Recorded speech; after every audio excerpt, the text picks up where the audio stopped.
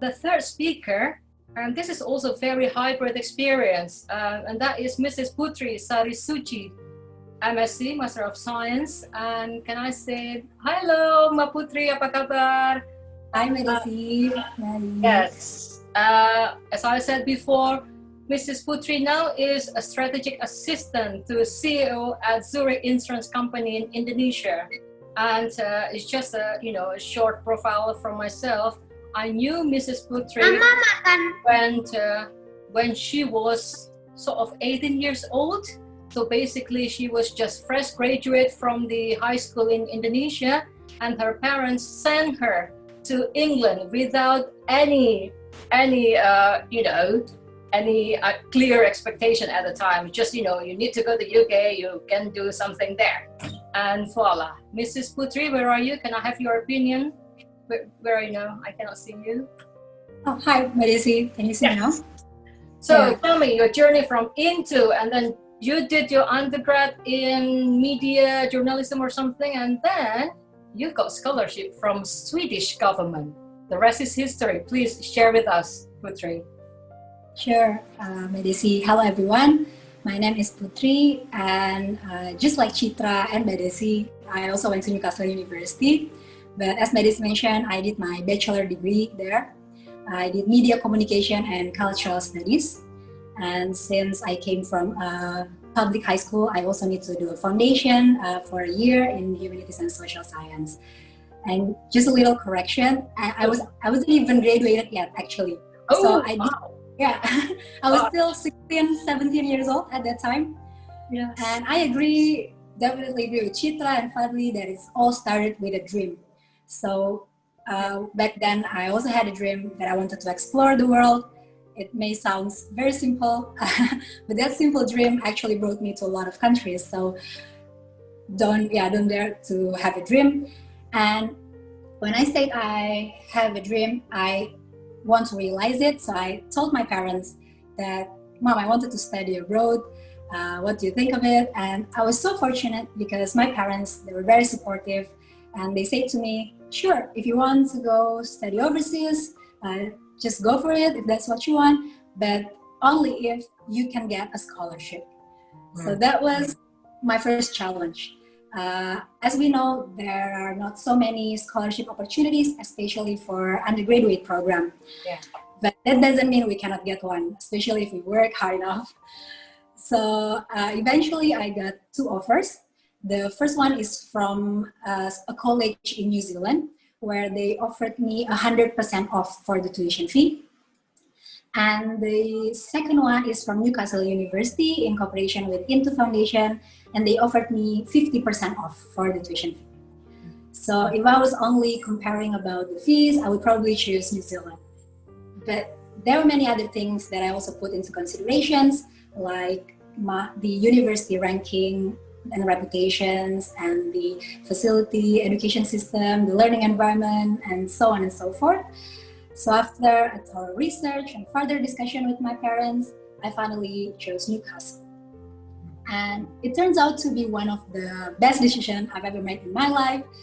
Actually, I was so lucky because unlike Fadli, he said that it's a bit tough for him at the beginning, but I met you, Medisi, who's just like, Angel, come to me and like assist me with everything. So for me as a 16, 17 years old girl who went out by herself in the UK, I would say it's a wonderful journey because I met you and I met a lot of good friends, Chitra, Pahita, and there's a lot of friends. And so it's really worth it, even though I pay more, maybe comparing to the one I got offered from New Zealand, but actually the skills and knowledge and experience that I got is so valuable. It worth way more than the money I invested in. So it's, as Chitra mentioned, it's really good investing in a higher education. So after I graduated from the Newcastle University, I went straight back to Indonesia because I got a job offer to join the graduate program in AIG as a management associate. So as I worked there for about 4 years, I actually keep changing roles.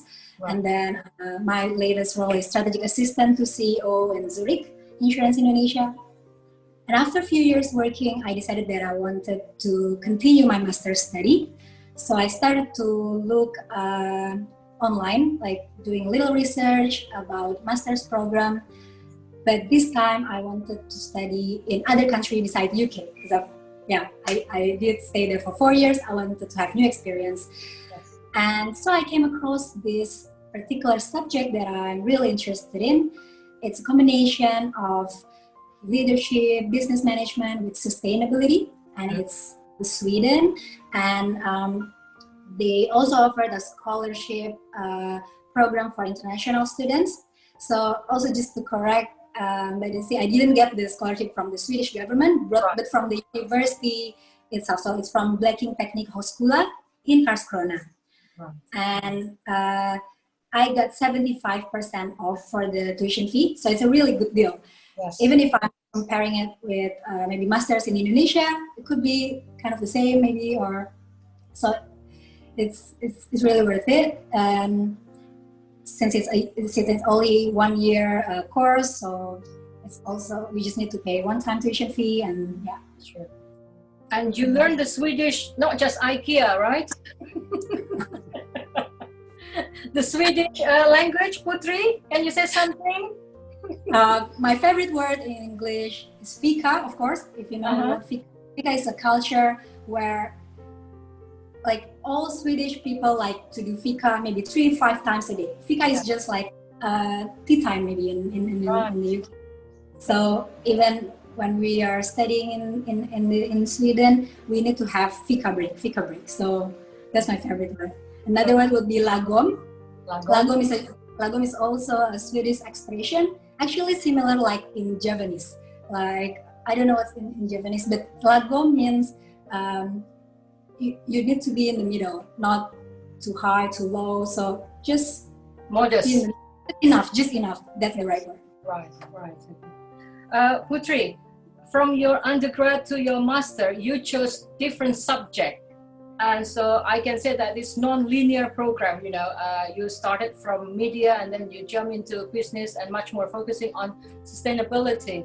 Would that make you different to think, right, okay, this is going to be a different subject, what should I do?